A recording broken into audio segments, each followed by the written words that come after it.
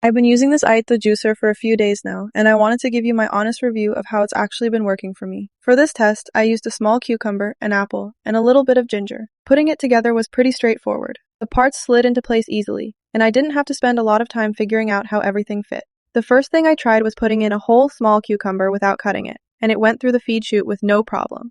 I really like that because with other juicers I've owned, I had to chop everything up first. You would still need to cut larger ingredients so they fit comfortably. When I turned it on, I expected it to be as loud as a blender, but it runs much more quietly. It's not completely silent, and you can definitely hear it working, but the noise didn't bother me. Since it's a slow juicer, the process takes a little longer, and you can actually see it separating the juice from the pulp as it works. With the cucumber, apple, and ginger, I got almost 500 milliliters of juice. I didn't test it side by side with another juicer, but that was the amount I got from those ingredients. I also wanted to see how much liquid was left in the pulp, so I squeezed some of it in a paper towel, and hardly any juice came out. At least in this test, it seemed to get a good amount of juice from the produce. Cleaning it was also pretty manageable. I took it apart, rinsed the pieces, and used the included brush on the filter and the smaller areas. Everything comes apart, and the cleanup didn't take me very long. I would recommend washing it right after you use it so the pulp doesn't dry out and stick. Just keep in mind that it works more slowly than a blender, and it does make some noise while it's running. But if you're looking for a juicer that's easy to use, can handle some smaller ingredients whole, and isn't a hassle to clean,